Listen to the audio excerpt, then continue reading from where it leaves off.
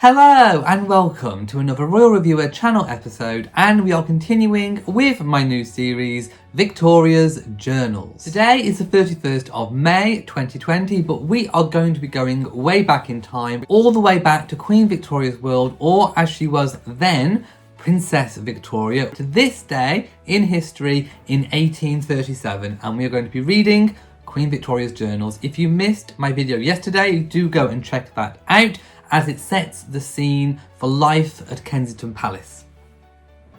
Queen Victoria wrote this journal entry at her principal residence at the time, which was Kensington Palace. Wednesday, the 31st of May. Got up at 8. Read in the Exposition and in Clive's Life, while my hair was doing. After 9, we breakfasted. Charles is better, but still in bed. The dear children played in the room. At 10:30, Mary, dearest Leeson, Ernest, dear little Edward and I went out and came home at 11:30. At 11:45 came Monsieur Grandieu, till 12:30. At 12:30 came the Dean till 1:30. Read with him in the NT and in Hume. Wrote my journal. At 3:15 came M. Barres till 4. At 4:30 we drove out with dearest Leeson and Mary and came home at 5:30. Walked, played and sung. I forgot to say that I received in the morning a very kind letter from dear Ferdinand. Saw the dear children for a minute. At 7:30 we dined.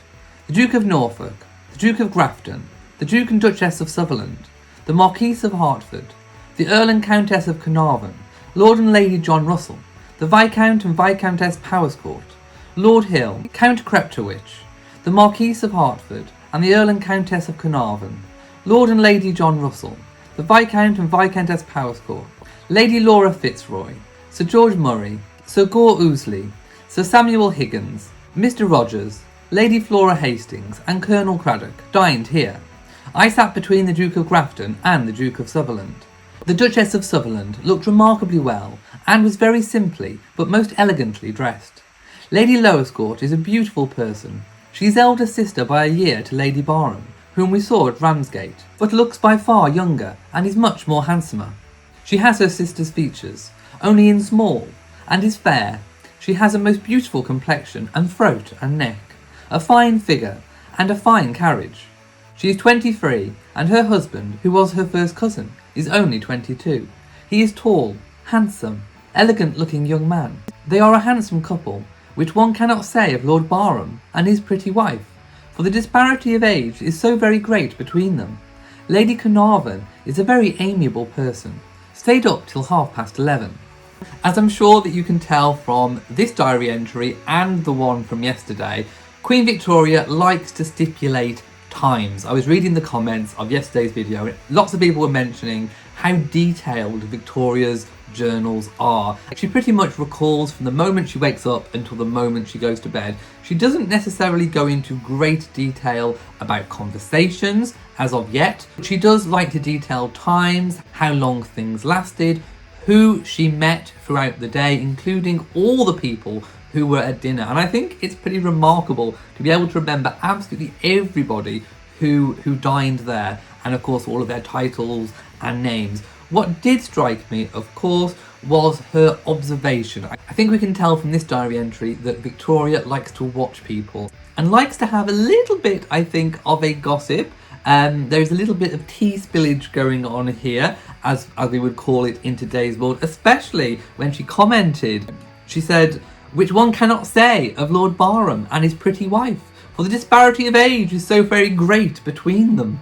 I mean, she was basically saying, you know, there's this young girl and she's married an older man. Was she hinting that she would not do that, that she didn't understand that? And as we know, Queen Victoria did indeed go on to marry Prince Albert, who of course did not have that massive disparity in age, such as, of course, Lord Barham and his pretty wife.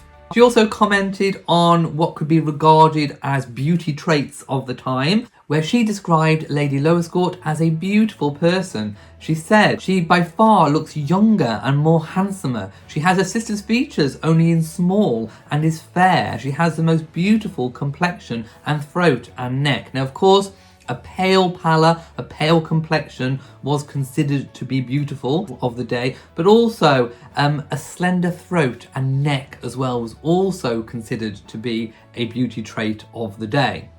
And I think what Victoria was referring to when she said she has a fine figure and fine carriage, I think she means her figure was very desirable and attractive, but also fine carriage. And I think fine carriage might mean how she was holding herself, how she was deporting herself.